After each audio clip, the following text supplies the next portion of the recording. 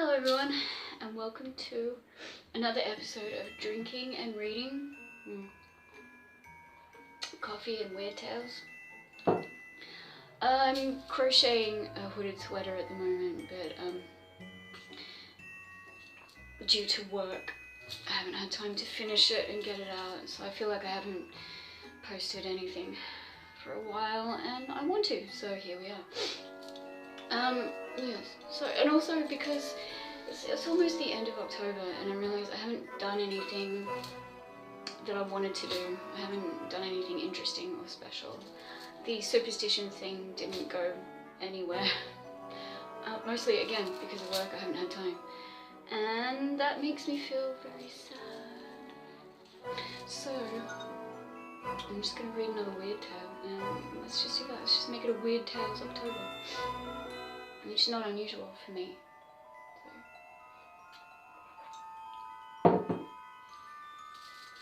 Alright, so anyway, the last story was excellent. Yours truly, Jack the Ripper. I really enjoyed reading that. Also, I'm not doing polls this time because no one really gives a shit. Honestly, I optimistically try and believe that it makes a difference, but it doesn't.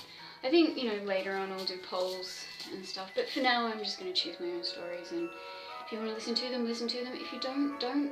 I hope you stay and listen to them, and I hope you enjoy. That's all I can say about that. Anyway, so today I've decided to go with The Ghost Punch by Hans Bock for Weird Tales, November 1944.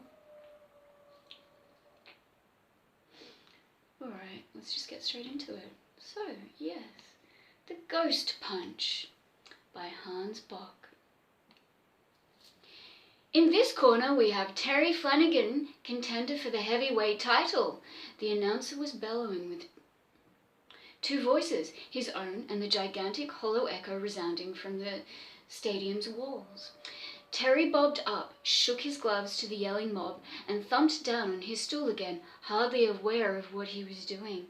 Because, for the first time in his life, Terry was scared. Scared? Fright had slapped him silly. Uh-oh. And in this corner, the battling redskin, Big Chief Running Water. Terry swiped a look at the Indian, who towered a good 6'4" as he hulked up to collect his shares of the applause, most of which racketed from what seemed to be a cheering section composed entirely of his tribal brothers, colourfully decked out in feathers and beaded buckskin. Up until a few minutes ago, Terry hadn't worried about the redskin in the slightest. The Indian held a 22-pound weight advantage over him, but Terry had always known that the right punch at the right time would flatten him into a card. Had always known, that is, until now.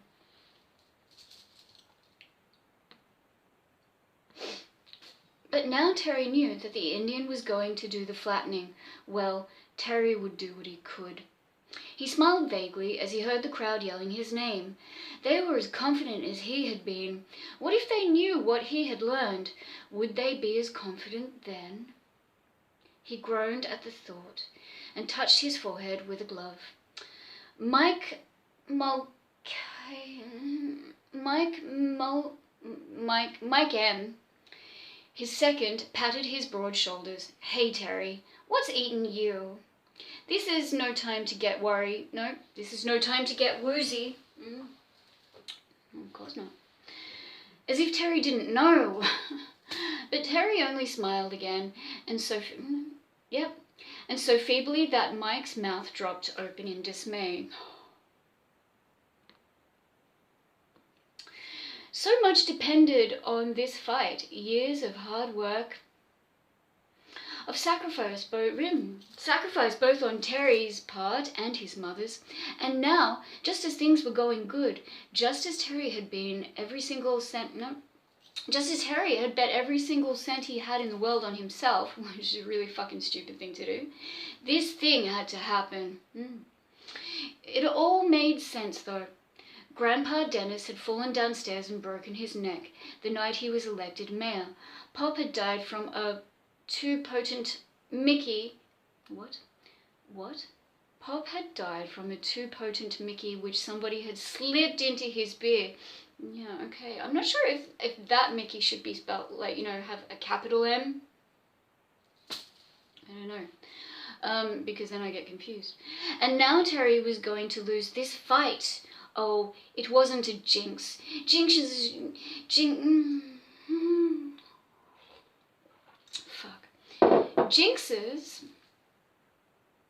could be licked. This was far worse, and there was no way out of it. Yes, Grandpop and Pop. Terry hadn't thought of their dying as a family curse, but that was what the Old Hag had said. The Old Hag who had happened in the locker... What? Yes. The Old Hag who had appeared in the locker room like an old pervert. Mike was tapped. No. Mike...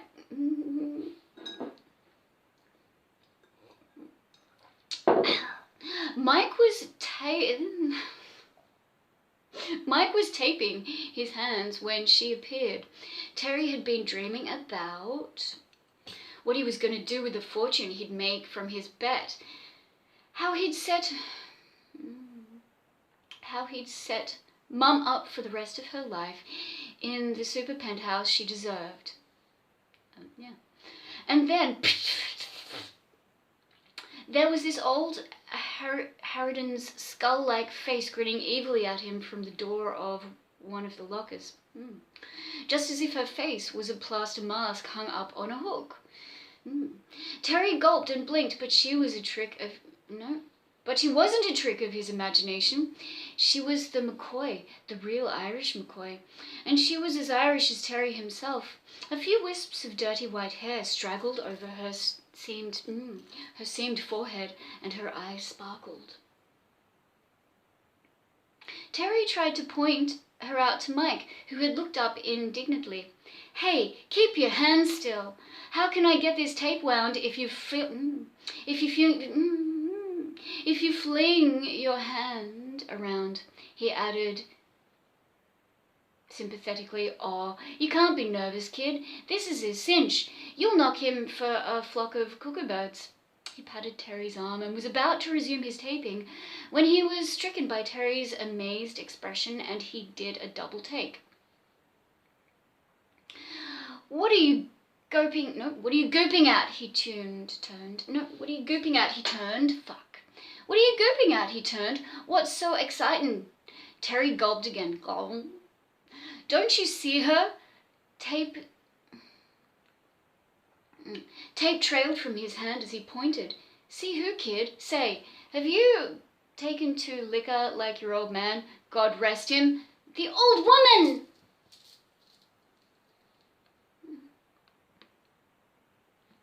Mike almost sat on the floor. He threw his eyes to the ceiling and indulged in conversation with his favourite saint. You hear that? He sees an old woman. Holy saints! He gripped Terry's square face between his palms. Look, kid, if you got into the berserk, do it out in the ring. No. If you got to go berserk, do it out in the ring, not in here. But I see her, plain as day. Yep. Mike sprinted to the closet and returned to wave a bottle under Terry's nose. Sniff this. You feel better? Terry took a good strong whiff. Look, Mike, she's on the locker. Yes, and I'm the Queen of Sheba. Cut out the funny stuff. I got plenty of grey hairs already. The old hag decided to say something. Her voice was as tiny and unreal as music from an old Edison cylinder phonograph. Of course he can't see me, and he can't hear me either, but you can, and you'd better listen good. Her voice sharpened as Terry stirred. I'm your family's curse, and I always make my appearance before a tragedy. You're not going to win the fight tonight. Huh? Terry asked. I didn't say nothing, Mike growled. he resuming his bandaging of Terry's hand. Look, kid, if you feel dizzy or something, you better make this straight. I'll go... I gotta know. You're good, all right? But so's the big chief. If you're not up to snuff, he'll cut you to ribbons. I'm okay, Terry muttered unconvincingly. Yeah, Mike doubted. Then shut up with the funny business. Sometimes your sense of humour goes a little too far.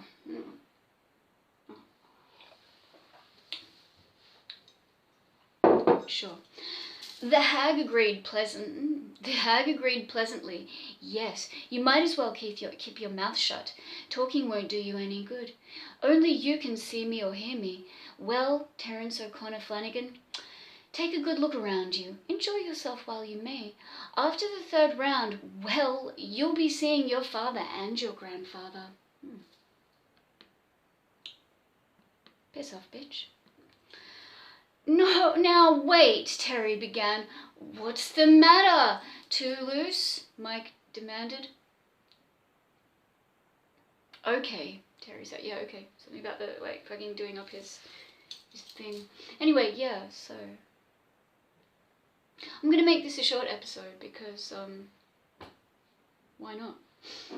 And so this is part 1 of, wait.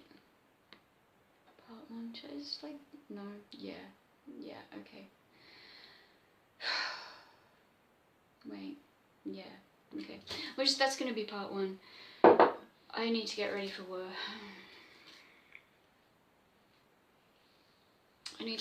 work. I feel very sad about that, but you know, gotta do what you gotta do. I hope you've enjoyed this part 1 of the Ghost Punch. Obviously, Terry's got a family curse and it's being visited by the ghost of fucking Christmas past or some shit, who claims to be his family's curse. So yes, at least it's an amusing one.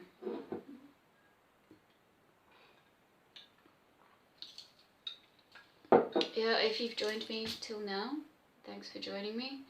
I'll continue this tomorrow. Yeah, okay, thanks for joining me.